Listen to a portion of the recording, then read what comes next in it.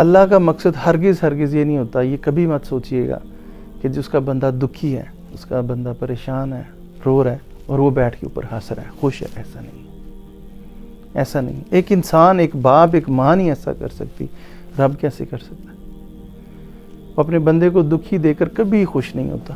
جو ایک کانسیپٹ بنا دیا گیا کہ وہ اللہ کے نزدیک ہو جاتا ہے، ہمیشہ ایسا ہوتا ہے کہ ہم شارٹ سائٹڈ ہیں، ہمیں بس یہاں تک، اس دنیا تک ہی نظر آ رہا ہوتا ہے، اللہ تعالیٰ اگلی زندگی دیکھ رہا ہوتا ہے۔ بالکل آپ اس باپ کے بارے میں کیا کہیں گے کہ فرض کرے ڈاکٹر اس کے بچے کے بارے میں کہے کہ اس کو ایسی بیماری ہو گئی ہے کہ یہ مر جائے گا، اس کا آپریشن کرنا ہوگا، آپ کو سائن کرنا ہوگا۔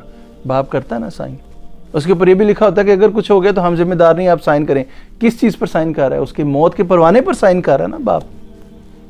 اور پھر آگے مزید ڈاکٹر یہ کہے کہ ہاں جی اس کو ہم بے ہوش بھی نہیں کر سکتے، اس کو ایسے ہی یعنی ہوش میں آپریشن کرنا پڑے گا اور کوئی حل نہیں ہے، باپ مانتا ہے کہ نہیں مانتا؟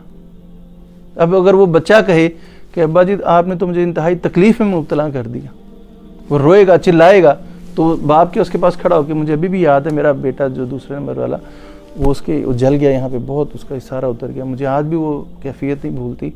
وہ ڈاکٹر کے پاس لے کے گئے، اب انہوں نے کہا کہ یہ اس کو سارا یہاں سے اتارنا ہوگا، تو اس کو کہ آپ پکڑیں اس کو، آپ سنبھال لیں گے؟ میں کہا ہاں میں سنبھال لوں گا۔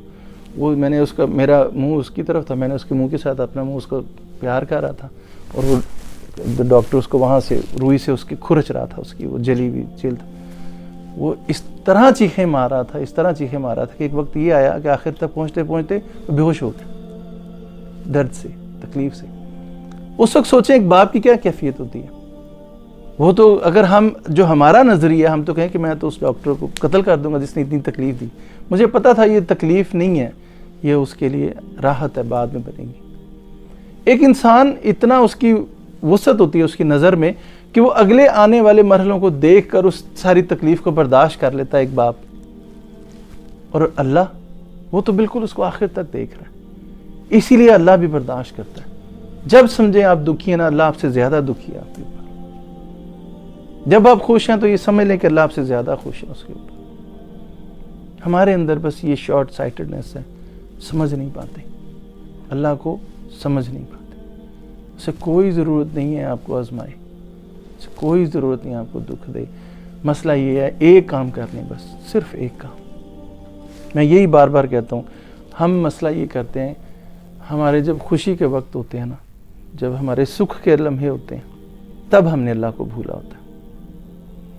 آپ خوشی میں اللہ کو یاد کرنے لگ جائیں، ویسے جیسے آپ دکھ میں کرتے ہیں، یقین کیجئے کوئی آزمائش نہیں، کوئی آزمائش نہیں۔ اصل امتحان یہ ہے ہماری خوشیوں کا، ہمارے شکر کا امتحان ہے۔ شکر میں آپ نے ثابت کر دیا کہ ہاں میں بھی اللہ سے سب سے زیادہ پیار کرتا ہوں، تو پھر کوئی دکھ نہیں آتا۔ اس کا مطلب یہ نہیں ہے کہ حالات آپ کے لیے جنت بن جائیں گے، آپ کو وہ فارمولہ سمجھ میں آ جائے گا، اس دکھ میں سے آپ وہ سکھ تلاش کر لیں گے جو اللہ نے آپ کے لیے رکھا ہے۔ یہ ہوتا ہے اللہ، وہ آپ کی وہ جو معرفت کی جو آنکھ ہے نا، وہ آپ پہ کھول دیتا ہے۔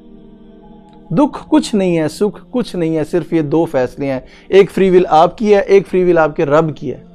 جب یہ دونوں فری ول، اور کسی کے پاس فری ول نہیں ہے، بس اس لیے کبھی جانور کو کبھی دکھ نہیں ہوا، اس کے سارے بچے بھی مر جاتے ہیں، اور چڑیا کا گھونسلہ بھی آندھی میں اس کو، وہ صبح پھر تسبیح بیان کر رہی ہوتی ہے، وہ کبھی 3 دن کا سوگ نہیں کرتی، وہ کبھی کھانا پینا نہیں چھوڑتی۔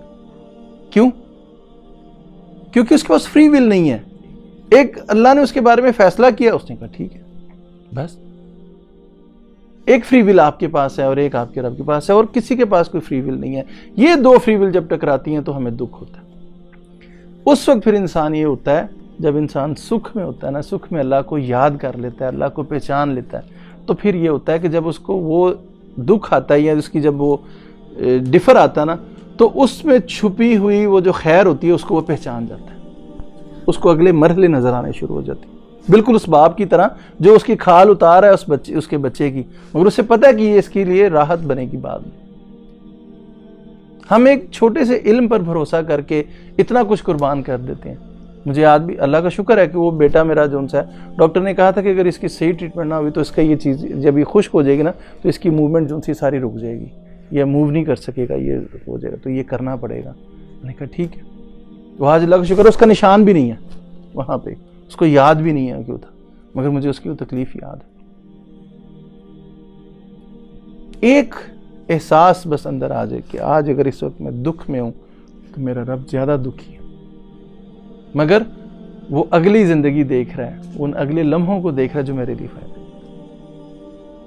یہ چیز اگر آپ کو آ جائے نا تو پھر آپ یقین کیجئے، میں آپ کو سچی بات بتاتا ہوں کہ آپ اس دکھ کا شکر ادا کریں گے۔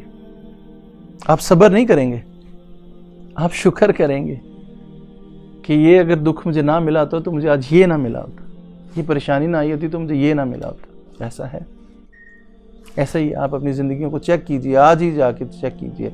آپ کسی بھی خوشی کو، کسی بھی مقام کو، کسی بھی مرتبے کو چیک کیجئے، اس کے پیچھے کوئی نہ کوئی ایسا مشکل وقت تھا جس کی وجہ سے آپ وہ بنے۔ چیک کر لیجئے اس کو۔ 3 چیزیں آپ اپنے ذہن میں رکھ لیں، آپ کو جب بھی آزمائش مشکل وقت آئے، ان 3 چیزوں میں سے کوئی ایک ہے۔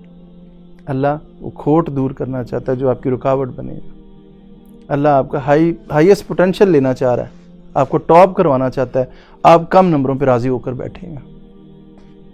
اور تیسرا، اللہ آپ کو ماڈل بنانا چاہتا ہے، مثال بنانا چاہتا ہے۔ صبر کی سمجھ میں آ جائے نا تو پتہ یہ چلتا ہے کہ صبر ہے ہی نہیں، صبر تو ہے ہی شکر۔